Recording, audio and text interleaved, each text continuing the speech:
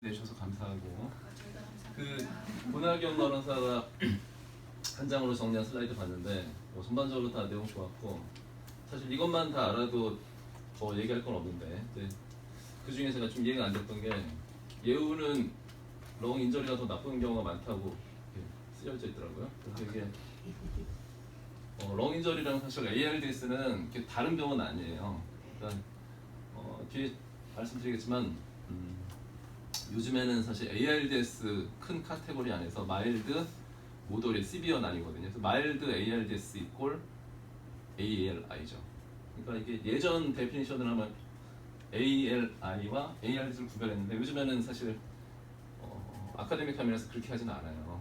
그래서 렁 인저리가 좀 심해진 것이 ARDS니까 어떻게 보면 모든 면이 다 ARDS가 안 좋거든요. 그래서 어떤 의미인지 좀 물어보고 싶었는데 혹시 없어요. 어디선가 자료가 정확히 한번 다음 페이지로, 네. 다음 페이지로 넘겨주세요. 그래서 보시다시피 제일 왼쪽 위에 있는 거는 거의 정상 엑스레이거든요. 그래서 하루나 이틀째, 그때 레이턴트 안식기에는 엑스레이로 안 나타나죠. 물론 환자가 호흡이 좀 빨라질 수 있고 하이폭세미아는 나타나는데 엑스레이 상에서는 정상일 수 있어요. 그래서 엑스레이는 좀 늦게 나타난다는 거. 그리고 보통은 한쪽이 먼저 나타나지만 대부분은 거의 다 이제 양축으로. 그러니까 ALDS는 뉴모니아와 달리, 뉴모니아는 어느 한쪽만 생길 수 있잖아요, 그죠? 인설트 받은 한쪽만. 근데 ALDS라는 거는 그 캐필러리 퍼미에빌러티. 결국 ALDS가 왜 생기냐? 투과성이 증가하는 거거든요. 그래서 캐필러리 퍼미에빌러티 증가하면 알베올라 그 폐포에 엑수데이트가 차는 거죠. 프로틴도 포함되고 물 성분도 포함되고 이런 것들이 가득 차게 돼서 이 산소 교환이 안 되는, 가스 교환이 안 되는 산소가 떨어지는 거거든요, 결국. 근데 그게 시스테믹한 리스판스라서 양쪽으로 결국은 대부분 다 나타나요. 물론 이게 한쪽이 먼저 나타나고 하루 있다가 반대편에 나타날 수도 있어요. 네. 그래서 한 3, 4일을 봤는데 어느 한쪽만 있다. 그러면 이거는 ARDS가 아닐 거다. 보통 그렇게 생각하죠. 그래서 C에 보시면 양쪽이 더 심해져, 하얗게 되는 화이트럼 그런 상태가 되고, D도 좀 더 심해졌는데 이게 결국 풀머너리 이데마잖아요. 알베올라 스페이스의 엑스데이테이션이 풀머너리 이데마인데 풀머너리 이데마의 가장 흔한 원인은 사실 이 ARDS보다는 카디악 풀머너리 이데마예요. 심장이 잘 못 뛰어서. 이 환자분은 심장 크기가 정상이잖아요, 그죠? 심장 펑션이 정상인 환자에서 이렇게 풀머너리 인필트레이션이 증가한 풀머너리 이데마 소견이 있다. 그러면 ARDS를 의심할 수 있는 거죠. 그래서 ARDS 정의 자체에도 심장기는 정상이어야 된다. 그런 게 있는 거죠. 다음 슬라이드. 네. 그래서 요거는 그 ARDS 렁 인저리 환자들의 그 병리 소견인데, 제일 왼쪽에 보시는 게 정상적인 폐의 그 알베올라 구조예요. 알베올라 구멍 숭숭 나는 게 공기가 통하는 거고, 그 불구슬만 게 그 캐필러리, 엔도셀리알 셀, 또 에피셀리알 셀 두 가지로 이루어져 있고, 저기에 빨간색이 그 RBC죠. 그러니까 저 RBC가 산소를 받아서 옥시지네이션 돼서 그 어디로 가냐? 결국 풀머너리 베인 통해서 LA 가서 LV 가서 시스템 웨이브로 이렇게 잘 가야 이제 정상적으로 생활이 되는 건데, 인필트레이션이 생기면 퍼미어빌리티가 증가하면, 투과성이 증가하면 이 알베올라 스페이스에 저기 분홍색으로 보이는 거, 저기 하이얼린 멤브레인이라고 하는데, 이걸 알베올라 데미지에 의해서 엑스데이트가 차면 저런 변화가 오는 거예요. 이게 엑스데이티브 스테이지고, 근데 여기에 프롤리퍼레이티브 스테이지로 가면은 섬유화가 일어나죠. 딱딱하게. 그러니까 이리버서블하게 바뀌는 거예요. 그래서 ARDS 나중에 한 2, 3개월 지난 환자들 보면, 엑스레이 보면은 정상적으로 되는 환자들은 별로 없잖아요, 그죠? 풀머너리 파이브로시스 생겨 있고, 이제 그게 언제부터 생겨요? 3일째부터 생겨요. 그래서 뒤에도 얘기하겠지만 스테로이드는 언제 효과가 있을까? 저게 첫째, 둘째, 파이브로시스 생기기 전에 효과가 있는 거예요. 그래서 파이브로시스가 생기고 나서는 그 스테로이드라는 약제가 효과가 없기 때문에 너무 늦게 투여하는 건 사실 바람직하지 않아요. 그러니까 우리가 얻을 수 있는 베네핏은 별로 없고 컴플리케이션은 많아지는 거죠. 그래서 요 타임 코스를 보시면 그걸 이해할 수가 있죠. 그 다음. 자, 근데 환자가 저는 렁 인저리, 저는 ARDS를 이렇게 써 있는 환자 아무도 없잖아요, 사실, 그죠? 그냥 숨이 차다 그렇게 얘기하고, 우리가 간호파트에서 체크하는 거는 SpO2가 떨어져 있는 환자들이잖아요, 그죠? 그래서 SpO2가 떨어져 있는 게 가장 대표적인데, 물론 그 중에 이제 호흡수가 빠른 환자도 있고 호흡이 느린 환자도 있고 또 CO2 레벨 나중에 재보면 CO2가 높은 환자도 있고 낮은 환자도 굉장히 다양한데, 우리가 환자 볼 때 가장 기본적으로 체크할 수 있는 건 SpO2인데, SpO2가 낮은 거는 센싱이 잘 안 돼서 그럴 수도 있는 거예요, 가장 쉽게 말하면. 그래서 일단 나는 정상을 생각하면 나한테 대보면 이게 98, 99 나온다. 그러면은 이건 센서는 괜찮구나 알 수 있고, 바로 알 수 있고, 또 환자가 뭐 여러 가지 이유로 뭐 예를 들면 페리페럴 바스큘라 디지즈가 있는 환자여서 손이나 발에 피가 잘 흐르지 않아요. 그러면 그 환자는 놔줄 수 있어요. 네, 그런 경우 많지는 않지만. 그리고 환자가 페인킬러를 과다 복용해서 숨을 잘 못 쉬면 당연히 산소 놔줄 수 있죠, 그죠? 그리고 스트로크 환자들, 뭐 또 어큐 마이오카드 인팍션 있는 환자들 분명히 하이폭세미아 올 수 있어요. 그리고 풀모너리 엠볼리즘 있는 환자도 하이폭세미아 올 수 있죠. 그러면은 이거를 구별하기 위해서 가장 먼저 피지컬 이그잼도 해야 되고 히스토리도 해야 되지만, 엑스레이를 먼저 딱 찍어보겠죠, 엑스레이. 그럼 엑스레이에서 아까 보셨던 풀모너리 이데마, 풀모너리 인필트레이트 소견이 있는 환자들, 첫 번째일 수도 있어요. 심장 크기를 봐야죠, 단순하게. 네? 심장 크기가 수술 전과 비교해서 커졌는지 안 커졌는지. 수술 전과 비교해서 비슷하다. 그러면은 이건 심장 쪽은 아니겠구나 생각할 수 있죠. 그리고 이게 뉴모니아랑 또 구별을 하긴 해야 되는데, 이게 양쪽으로는 바이레터럴 뉴모니아랑 사실 구별이 굉장히 어려워요. 엑스레이만으로 그럼 CT 찍으면 ARDS와 뉴모니아를 구별할 수 있을까? 또 구별이 굉장히 어려워요. 결국 뉴모니아도 알베올라 스페이스의 인필트레이션 엑스레이를 차는 거기 때문에 뭐 사실 뭐 구별하는 건 거의 불가능하다고 봐야죠. 풀모너리 엠볼리즘은 구별할 수 있어요. 저건 풀모너리 아터리가 막히는 거니까 인필트레이션은 거의 없어요. 오히려 엑스레이가 굉장히 깨끗해요. 그리고 청진을 했을 때 크래클 사운드 이런 거 별로 안 들려요, 그죠? 네, 그러니까 여러분이 엑스레이 찍기 전에 청진을 해서 크래클이 들린다 안 들린다 그런 거로도 어느 정도 감별을 할 수 있는 거예요. 그리고 뭐 뒤에는 뭐 우리 수술 환자들은 별 관련 없으니까 넘어가고. 예. 그러면은 이런 거 많이 나오잖아요. 아까 그 한 장으로 정리된 시트도 나왔지만 ARDS 원인, ARD 리스크 팩터가 굉장히 많이 나오는데, ARDS라는 쪽이 신드롬이에요, 신드롬. 우리가 의학적으로 신드롬이라는 건 증후군. 그러니까 증후군의 정의랄까? 그거는 뭐냐면 심톰의 모임이에요, 모임. 여러 개의 심톰 사인을 가진 그런 병을 묶어서 신드롬이라고 칭하는 거예요. 그러니까 잘 모른다는 얘기, 쉽게 말하면.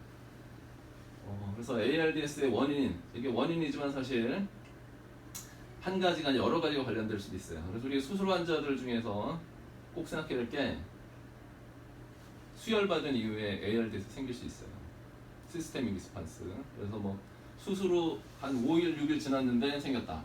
아까 보여드렸지만은 그 인솔트가 가해진 후에 보통 한 2, 3일째 이게 나타나잖아요, 그죠? 알 수 있는데, 수술 받고 나서 한 5일째 ARDS 생겼다. 그러면 수술에 의한 것이 아닐 수도 있지만 트랜스퓨전에 의한 걸 수도 있는 거예요. 그래서 환자가 트랜스퓨전을 받은 적이 있는지 체크를 하는 거죠. 그리고 당연히 심장 폐 수술 받은 이후에 생길 수 있고, 또 인펙셔스 뉴모니아 또는 뭐 아스피레이션 뉴모니아. 뉴모니아는 두 가지가 있는 거 아시죠? 인펙션, 바이러스, 박테리얼 뉴모니아, 또는 뭐 그런 거 없이 환자가 토하면서 아스피레이션 돼서도 케미칼 뉴모니아 생길 수 있죠. 그리고 sepsis, 뭐 이렇게 기타 등등 굉장히 많아요. 저기 보시면 뭐 췌장염 있을 때도 생기고, 그 이네일레이션 인저리 때도 생길 수 있고, 또 그리고 마지막에 보시면 약물에 의해서도 생길 수 있어요. 우리가 부정맥 환자들 아미오던을 가끔 쓰는데, 아미오던의 럼톡시서티에 의해서 ARDS가 생길 수도 있는 거죠. 이렇게 여러 가지 원인에 의해서 생기고, 그러면 리스크 팩터를 보면 ARDS가 어떤 환자들에서 많이 생기냐, 이건 우리가 병실에서 환자들 볼 때, 수술 후 환자들 볼 때 굉장히 이런 환자들은 좀 더 조심해서 봐야겠다, 그런 걸 알려주는 건데, 이거는 책에 나온 건 아니고 제가 이게 개인적인 그 경험 이런 걸 정리한 건데, 제가 수술 후 렁 인저리 예를 들어서 어떤 경우에 조심하냐면, COPD 있는 환자들, 인터스티셜 렁 디지즈 있는 환자들, 또 요즘 컴바인드 풀모너리 파이브로시스 앤 엠피제마, 그 앞에 COPD랑 ILD가 두 개가 함께 있는 환자들이에요. COPD는 엠피제마와 크로닉 브론카이티스 두 가지를 가리키거든요. 그래서 컴바인드 풀모너리 파이브로시스 앤 엠피제마니까 두 가지가 다 있는 환자들, 굉장히 안 좋죠. 이런 환자들은 수술하면서도 원롱 벤틸레이션을 하는데, 그때 프레셔가 더 많이 필요하고 볼륨이 더 많이 필요하잖아요, 쉽게 말하면. 어느 정도 이렇게 산소 농도를 유지하려면. 그러면은 마취과에서 더 세게 짜고 볼륨을 많이 주죠. 그러면 원형 벤틸레이션이 길수록 또 이 정도가 강할수록 이 렁은 데미지가 가해지니까 ALD 생길 찬스가 많아지는 거죠. 그리고 나이가 많은 분들 이 첫 번째, 두 번째, 세 번째는 어느 정도 다 연관이 있는 것 같아요. 나이 많으신 분들 또 렁인저리 ALD 한번 생기면 잘 못 견디고 이 렁인저리로 잘 지내는 것보다 ALD스까지 악화되는 경우가 좀 있겠죠. 담배 피우는 사람 당연히 하이 리스크 팩터고 남자들은 저 위에 세 가지를 위에 첫 번째랑 세 가지를 좀 많이 갖고 있으니까 남자들은 좀 더 위험하고 그리고 네오주번트 CCRT 받은 환자들은 아무래도 이런 시스템 리스폰스가 좀 더 잘 생기는 것 같고 그리고 웨지 리섹션은 사실 별로 걱정 안 하는데 로벡토미, 슬리브 로벡토미, 유문렉토미는 더군다나 한쪽 폐를 다 절제하기 때문에 남아있는 폐에 이런 데미지가 가해지면 굉장히 위험할 수 있겠죠. 그래서 좀 더 조심해야 되고 이소파지알 캔서는 렁을 자르지 않지만 사실 하이 리스크예요. 왜 그러냐면 기본적으로 인시전이 두 군데잖아요. 그죠? 앱도멘, 또 체스트, 목 세 군데를 다 하는데 수술 시간 길어지고 또 원형 벤틸레이션을 거의 다 하죠.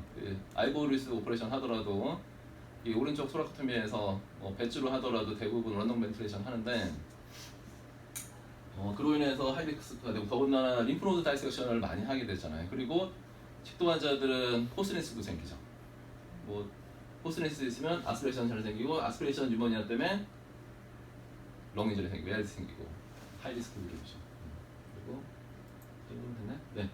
그래서 이제 정의가 이게 1994년도 아메리칸 유러피안 컨센서스 컨퍼런스 ACC 컨퍼런스라는 건데 이거는 좀 알아두시면 좋아요. 뒤에 또 베를린 데피니션이라 나오기 때문에 아직까지도 이것만 알고 있는 사람들도 굉장히 많아요. 근데 이제 우리가 유식한 척 좀 한다고 하면은 베를린 데피니션이라는 게 있다는 거 그런 거 얘기하면 좀 유식한 척 할 수 있겠죠. 그래서 이게 결국에 보시면 저기 풀머너리 캐필러리 프레셔가 18 이하다. 이거는 심장 원인이 아니라 카디오제닉 풀머너리 이데마가 아니어야 된다. 그걸 말하는 거고.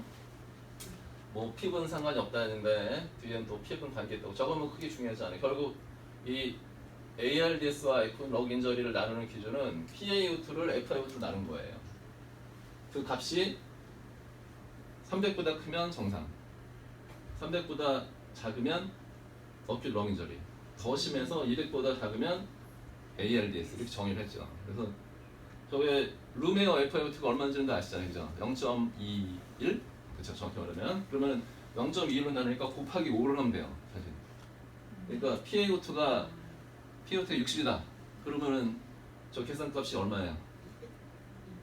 300이죠, 300. 그러니까 PaO2가 60이 넘어가면은 물론 FiO2에 따라 좀 다르겠죠. 그 루메어 기준으로 60 이상이면 정상이에요, 그죠? 네. PaO2가 50대다. 그러면은 좀 조심하셔야 되는 거죠. 근데 ABG 바로바로 못 하잖아요, 사실. 그 ABG 안 하는 환자들도 많고, 그거 언제 해요, 그거? 좀 답답하잖아요, 그죠? 다음. 답답한 건 다음에 풀어드리고, 요거 보시면은 이제 2004년도인가 베를린 데피니션이라는 게 생겼는데, 이거는 그냥 어큐 렁인저리란 말을 빼고 ALDS로 그냥 통칭하는 거예요. 그래서 마일드, 모더릿, 시비어. 마일드가 그냥 어큐 렁인저리예요. 모더릿하고 시비어가 예전에 ALDS. 네. 나머지 세부적인 차이는 있긴 있어요. 여기서는 핍을 저기 보시면 핍 조건을 걸었죠. 예? 그렇게 하는데 우리가 병실에서 사실 핍 집회 굳이 그런 거 신경 안 써도 되니까. 그래서 모텔러트가 당연히 시비어가 될수록 높아진다. 그걸 알고 계시면 되겠죠. 이게 베를린 데피니션이라는 거고. 근데 다음. 이제 동의서 받거나 환자한테 설명할 때 사실 ARDS 우리말로 옮기면은 급성 호흡 부전입니다. 그럼 굉장히 무섭잖아요. 간 부전, 심부전. 이제 곧 죽는 거 아닌가? 그런 생각이 들잖아요. 그죠? 그래서 저도 사실 ARDS라는 표현을 환자들한테 설명할 때는 그냥 급성 폐 손상, 이제 폐가 멍든 상태입니다. 그렇게 얘기를 해요. 그래서 사실 어큐 렁인저리, 폐 손상 이런 말이 좀 더 그 환자 보호자 매니저에게는 좀 더 좋은 것 같아요. 자, 그래서 첫 번째 왼쪽 위에 있는 거 루메스인데 92% 낮긴 낮잖아요, 그죠? 그래서 이게 AL인지 AL인지 좀 헷갈리죠? 응? 그래서 ABG를 해봤어요. 그랬더니 에비젤 해보면 좋지만 요 다음 페이지 볼게요. 다음 페이지. 네, 다음 페이지. 예, 그래서 요거를 제가 준비했는데 우리가 SpO2는 언제든지 쉽게 재잖아요, 그죠? 그래서 SpO2가 90이면 그건 이제 임프티드라는 거는 뭐 추정, 뭐 예측 그런 건데 59 정도 된대요. 59 정도. SpO2가 95 정도면 PaO2가 76 정도 되고, 물론 이건 퍼프션에 따라 다르고 이게 다 다를 거예요. 이게 뭐 100% 맞진 않아요. 근데 대강 알고 있으면 돼요. 85%이면 50 PaO2. 그러면 아까 루메어에서 ALDS 기준이 PaO2 얼마 정도 돼? 곱하기 5를 해서 200이 되니까 40 정도 되죠?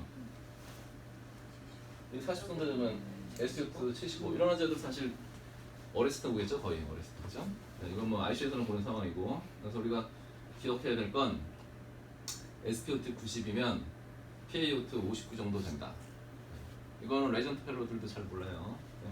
구청권. 네. 그래서 SpO2가 92 정도 나왔어요. 그죠? 그래서 이게 ALD인지 렁인절인지 궁금하단 말이에요. 그러면 ABG를 해봐야 그 데피니션이 맞는지 알 수 있겠죠. 왜냐하면 ALS, AR, 어큐 렁인절의 정의는 결국 PaO2 per FiO2잖아요. 그죠? 그래서 ABG 할 시간이 없으니까 아까 그 표를 머리를 굴려보면은 90%는 60이라 했으니까 92%는 64? 뭐 60보다 높죠. 이 계산해보면 0.2로 나누면 이거 300 넘어요. 그죠?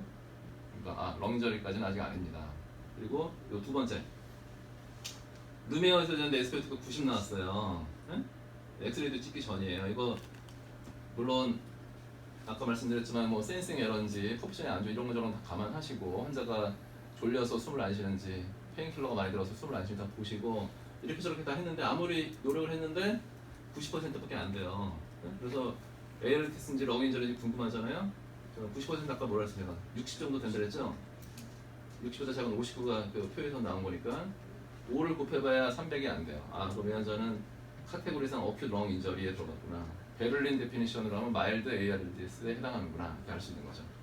자, 85% 루메어에서 그러면은 PaO2가 50 정도 돼요. 그 뒤에 표. 저는 잘 못 외워서 이렇게 90% 60만 외웠는데 85%면 뭐 60 안 되고 40까지는 안 되고 50 정도 되죠. 역시 어큐 렁 인저리 마일드 ARDS 되는 거고. 그리고 FiO2 0.5 정도 마스크나 뭐 메이저 프로그램이나 써서 0.5를 줬는데 그럼에도 불구하고 90% 정도밖에 안 된다.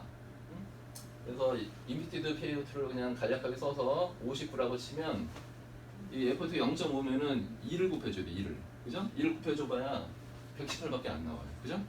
그럼 이거는 ARDS, 모더릿 ARDS에 해당한다는 거죠. 그죠? 그래서 이거 산소를 리콰이먼트 굉장히 늘어나는 환자들, 그러니까 산소 마스크나 네일저 프롬으로 산소를 줌에도 불구하고 그런 환자들은 0.2보다 0.3이나 0.4 정도 되겠죠. 그죠? 줬는데도 90% 전후에서도 그 왔다 갔다 한다. 그거는 굉장히 안 좋은 거예요. 그죠? 루메어랑 산소를 줄 때랑은 많이 달라져요. 그래서 그 다음. 네. 그래서 ALDS 매니지먼트는 주로 중환자실에서 이루어지죠. 중환자실. 그래서 뭐 로우 타이단 볼륨 벤틸레이션, 프롬 포지셔닝, 뭐 뉴로머스쿨러 블라키드 처음에 2시간만 써라, 또 핍을 높게 걸어라, 뭐 필요하면 에크모까지 걸어라, 뭐 이런 건 다 대부분 중환자실에서 이루어지는 거기 때문에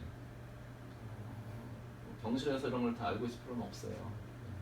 그래서 다음, 이제 병실에서 알아두면 좋을 만한 것들을 제가 따로 정리해봤는데, ARDS 매니지먼트는 사실 특별한 게 없어요. 그러니까 산소를 적절히 공급해주면 되는 거예요. 물론 이제 환자가 심호흡을 하면 좋고 앰뷸레이션 하면 좋지만 그런 O2 리퀘어먼트가 늘어나죠. 앰뷸레이션을 강력하게 하면. 그래서 되도록이면 그냥 병실에 있는 베드레스트 정도, 앱솔루트는 아니죠. 누워있을 필요는 없어요. 앉아있어도 되고 화장실 왔다 갔다 해도 돼요. 이제 그 정도로 해서 O2 리퀘어먼트를 떨어뜨려주고서 옥시젠을 서플라이 하되, 목표는 뭐 90만 넘으면 사실 뭐 큰 문제는 없다고 보고 92, 3 정도? 그 정도만 돼도 돼요.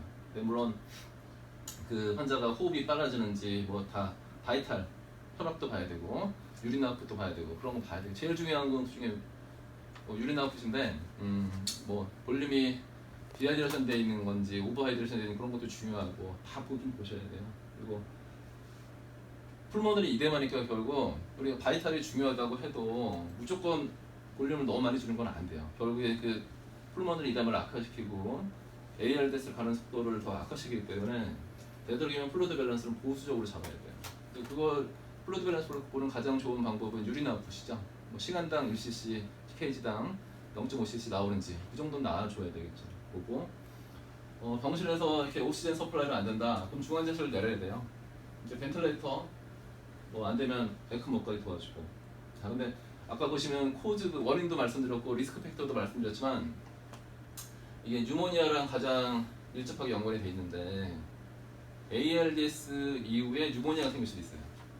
그리고 뉴모니아 때문에 ARDS가 생길 수도 있어요. 이 환자 한 명에서는 그거를 두 가지를 다 갖고 있는 경우도 많아요. 나는 뭐 ARDS만 있을래요. 그런 환자가 어디 있어요, 그죠? 좀 지나가면 다 뉴모니아가 생기지. 그러니까 이 사람이 ALS가 왜 왔을까? 만약에 트랜스퓨전에 의한 거다. 그러면 트랜스퓨전을 더 이상 하는 거는 그 사람한테 위험한 거예요, 그죠? 만약에 아미오다론을 쓰고 있다. 그런데 갑자기 환자가 ALS 생겼다. 아, 그럼 아미오다론일 수 있으니까 그거 굉장히 조심하고 당장 약을 끊어야 돼요. 그리고 동반되어 있는 프로블럼. 만약에 뉴모니아가 함께 있다. 그러면 당연히 안티바이오틱스를 더 강력한 걸 바꿔야죠. 자, 그러면 임상적으로 SPO도 떨어지는 거, 엑스레이 나빠지는 거, CT도 구별 못한다고 했잖아요, 그죠? 그러면은 뉴모니아를 어떻게 구별할까? 사실 순수한 퓨어 ARDS라면은 열이 별로 없어요. 왜냐면 그 인필트레이션 증가하는 그 시스템에 그 사이클에 들어갔다고 해도 열이 나진 않거든요. 열이 난다는 거는 인펙션이 있다는 얘기예요. 그러니까 열이 있나 없나 그런 걸 보는 것도 괜찮죠. 그리고 뭐 ARDS 환자들이 다 뉴모니아 생기는 건 아니니까 적절하게 뉴모니아 생기지 않도록 하고 커핑하고 스푸tum 잘 뱉어내고 적절하게 피지오세라피에서 가래를 뱉어내게 해주고 그래서 뉴모니아 안 생기도록 하는 게 제일 좋겠죠. 그래서 ALDS 환자가 뉴모니아까지 동반되면 제일 안 좋은 거예요. 뭐 예를 들면 식도암 환자 아스피레이션이 있는데 다이어트 굉장히 조심해야죠. 그죠? 그래서 렁인저리 온 환자인데 다이어트를 한다. 그거는 굉장히 위험한 거예요. 아스피레이션 뉴모니아 더 생길 수 있으니까. 그리고 또 가장 궁금한 게 스테로이드. 아까도 초반에 어느 정도 언급했지만 스테로이드를 쓸 거냐 말 거냐. 그거 굉장히 고난이도 퍼즐인데 이 환자가 이미 파이브로틱 스테이지까지 좀 이르렀다고 생각을 하면 물론 그 이후에 더 생기는 거는 예방할 수 있겠지만 이미 생긴 ARDS는 막지 못해요. 이게 진행하는 거는. 그래서 스테로이드의 컴플리케이션이 있죠. 그래서 뭐 예를 들면 브론키얼 스톰프가 풀려서 BPF가 생긴다거나 또 식도 아나스토모시스라는 데가 디스스내서 아나스토모시스 리크가 생긴다거나 그런 문제 충분히 생길 수 있어요. 그래서 이 베네핏하고 리스크를 꼭 염두에 두고서 써야 되고 너무 고용량을 장기간 쓰는 건 안 좋다고 돼 있어요. 우리 병원 그 정규만 교수께서 중환자학과 정규만 교수가 논문을 우리 병원 분석했는데 렁 환자들은 비교적 컴플리케이션이 적지만 이소파지얼 캔서 환자들에서는 이 스테로이드에 대한 컴플리케이션이 꽤 있더라 이렇게 분석이 됐더라고요. 물론 이제 간호사 입장에서는 오더가 나면은 당연히 뭐 오더대로 하겠지만 이런 건 뭐 알고 계시면 좋을 것 같고 그래서 이게 아마 마지막일 거고 저 개인적으로는 이 ALS만 사실 생기지 않으면 병실 보는 거 너무너무 편하고 거의 GS 수준 되는 거죠.